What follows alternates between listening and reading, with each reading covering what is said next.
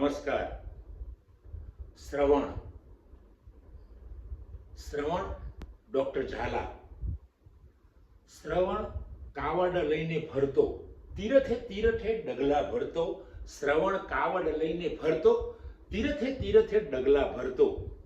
દોસ્તો, આ જે પૌરાણિક વાતો છે, સાહિત્યિક વાતો છે, શ્રવણ એના મા બાપની જબરજસ્ત સેવા કરે છે અને સેવા કરતા કરતા પણ કર્મ પણ કેવું આપણને આમ દુઃખ થાય, કર્મ પ્રત્યે પણ દુઃખ થાય, એના કિસ્મતને જોઈને પણ દુઃખ થાય કે શ્રવણ ના ઉપર પેલા રાજા દશરથનું બાણ વાગે છે અને શ્રવણ મૃત્યુ પામે છે.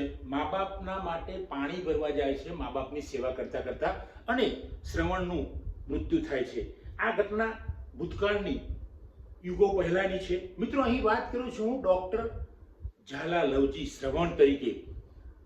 મેં એને પ્રત્યેક જોયા છે અને એને સેવા કરતા, માની સેવા કરતા જોયા છે.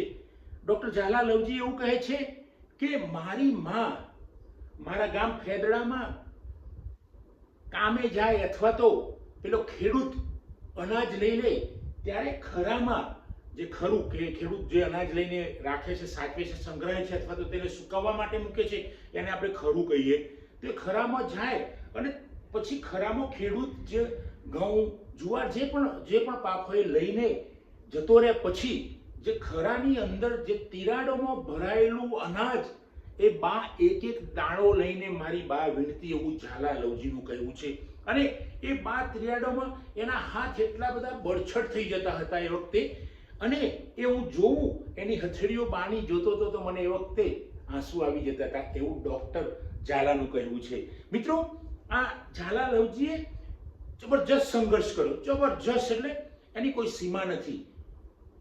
ગામમાંથી બહાર નીકળવું, અમદાવાદ સુધી આવવું અને ધીમે ધીમે ધીમે એક એક પગથિયું ચડીને છેક સુધી પહોંચી જવું, કે જે જીવનનો એમનો ધ્યેય હતો કે ભાઈ મારે અધ્યાપક બનવું છે, બની ગયા. પણ એ પછીની અહીંયા શરૂઆત થાય છે કે મા બાપે જે એમની સેવા કરેલી બાળકોની, મા બાપ પણ સેવા કરે છે, નાનપણમાં એને ભણાવે છે, એને પોતાનું ખાવાનું મૂકીને પોતે ભૂખ્યા રહીને બાળકોને જમાડે છે. એ ઝાલાના માનસ પટ પર તો છવાયેલું હતું પણ હૈયામાં બરાબર એ કોરાઈ ગયું હતું. મા બાપની જે સેવા નાનપણની લીધેલી હતી, મા બાપે જે એમના માટે કર્યું હતું, સતત મજૂરી, સખત કાયમી મજૂરી, દારૂણ ગરીબી, મજૂરી પણ ક્યાંક રોજ ન મળે, કોઈ ખેડૂતના ઘરે જવાનું હોય, બીજે કોઈ કામે જવાનું હોય, મજૂરીની પણ રાહ જોવી પડે એવા સમયમાં, એટલે આમ ટૂંકમાં કહીએ તો ભૂખ મરવું, એવી સ્થિતિમાં ઝાલા લવજીએ મહેનત કરી પોતે પણ અને અભ્યાસ શરૂ રાખ્યો. ધીમે ધીમે અમદાવાદ આવ્યા પછી ત્યાં પણ સંઘર્ષ પૂરો નહોતો થયો. ભણતી વખતે ટ્યુશન કરાવવા, માર્કેટિંગ કરવું, ન્યૂઝપેપર વેચવા, જુદી જુદી જ્યાંથી પણ પૈસો ભેગો થાય ત્યાંથી પૈસો મેળવવો. મિત્રો, એકવાર ઝાલા લવજીના ઘરે મારે જવાનું થયું અને જે ઝાલા લવજીની મા પ્રત્યેની જે બાળકનું હોય પ્રેમ, એ જોઈને હું દંગ થઈ ગયેલો. જે પેલો શ્રવણ તો આપણે કહીએ છીએ કે કાવડ લઈને ફરતો હતો, એ વખતે તો કોઈ વાહન વ્યવહારની સગવડ નહીં હોય, ઘણા કારણો હશે. આ લવજી હાથને કાવડ બનાવીને માં એના બેડરૂમમાં સૂતી હોય અને એને આખી ઊંચી કરીને બાથરૂમમાં દિવસમાં 5-6 વાર લઈ જવી અને બાને જે ભાવે એ પોતાના હાથે જમાડવું. મિત્રો, આપણે કહીએ છીએ કળિયુગ છે, કળિયુગ નથી, સતયુગ જ છે.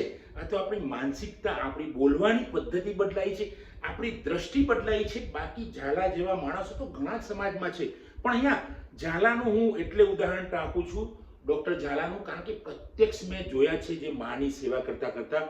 અને એ ઘણી વાર તો પેલા માના બળછટ હાથોની વાત કરતો હતો કે ભાઈ માના બળછટ હાથ આજે પણ મને યાદ છે, એની મજૂરી મને આજે પણ યાદ છે, એ મારા હૈયામાં કોતરાઈ ગયેલું છે, એવું ડોક્ટર ઝાલા લવજીનું કહેવું છે. મિત્રો, જો આવા દીકરાઓ સમાજમાં છે અને ક્યાંક અપવાદરૂપ કિસ્સાઓ હોય, આજના જનરેશનમાં પણ બાળકો ડોક્ટર ઝાલા લવજી જેવા છે અને એ માની સેવા કરે છે, પિતાની સેવા કરે છે, જબરજસ્ત, અદ્ભુત. માં એમ કહે કે મારે આ ખાવું છે તો ઝાલા લવજી દોડીને લઈ આવે. મિત્રો, આ માં માટેની, એને માના માટે એક ક્યાંય ફરવા જવું હોય તો ટાળે છે. જિંદગીની પોતાની અત્યારના જે આનંદ છે એ પોતે ટાળે છે, પરિવાર પણ ટાળે છે. અને સૌથી મોટી વાત તો છે કે હું એમનું નામ આપું લીનાબેનનું, તો એ શ્રવણી કહેવાય. મિત્રો, દીકરો તો સેવા કરે, પણ દીકરાની વહુ સેવા કરે એ નવાઈ કહેવાય. ઝાલા લવજીના પત્ની લીનાબેન પણ જબરજસ્ત સેવા કરે છે. એમને જોઈને પણ મને પ્રત્યક્ષ મેં જોયેલું કે ભાઈ આવી બહેનો, આવી વહુઓ સાસુની આવી સેવા કરે છે એ કલ્પના નથી, વાસ્તવિકતા છે. અને એના બાળકો બંને પણ સતત દાદી માટે લાગ્યા રહે. મિત્રો, આ વિડીયો મેં એટલે બનાવ્યો છે કે સમાજને ખબર પડે કે ભાઈ સમાજમાં બધા માણસો ખરાબ નથી, સમાજમાં મા બાપને બધા ઠોકર મારતા નથી. ક્યાંક કિસ્સાઓ હોય છે, ભદ્રુપ કિસ્સાઓ હોય છે. કારણ કે જો આપણે આમને આમ રૂમર ફેલાવીશું તો કોઈ નહીં કરતું હોય, મા બાપ નહીં, અણગમો નહીં કરતું હોય એ પણ કરશે. એટલે ઝાલા લવજી જેવા માણસોનો, એના પરિવારનો વિડીયો આપણે સમાજની અંદર પ્રસાર કરીશું આવા વિડીયોનો. અને એના બાળકો પણ બહુ પોઝિટિવ, બંને બાળકો પણ દાદીની સેવામાં લાગી રહે છે. આ ઝાલા લવજી મિત્રો એ નાનપણના દરેક દ્રશ્યો, એકવાર મારી સાથે 2 કલાક બેઠા, એમ નાનપણના આખા દ્રશ્યો એમણે મારી સમક્ષ વર્ણવ્યા. ત્યારે મેં નક્કી કર્યું હતું એ વખતે કે આના ઉપર એક વિડીયો તૈયાર થવો જોઈએ. મિત્રો, મેં ઝાલા લવજીને કીધું નથી કે તમારા પર વિડીયો બનાવીશ, પણ મારું હૃદય પણ એકદમ ગદગદ થઈ ગયું કે આવા દીકરાઓ ભૂતકાળમાં હતા, અત્યારે પણ છે અને ભવિષ્યમાં પણ હશે. એટલે અને આવા દીકરાઓ ડોક્ટર ઝાલા લવજી જે અધ્યાપક તરીકે કામ કરે છે, જબરજસ્ત સંઘર્ષમય જીવન જીવ્યું છે અને જીવે પણ છે. તો આવા મિત્રોને ખરેખર હું ડોક્ટર ઝાલા લવજીને, મારા સારા મિત્ર છે, એમને વંદન કરું છું, એમના પરિવારને વંદન કરું છું. કારણ કે આવું પરિવાર સમાજમાં હશે અને આ પરિવાર વિશેની સારી વાતો સમાજમાં થશે તો બીજા લોકો પણ એમાંથી સારું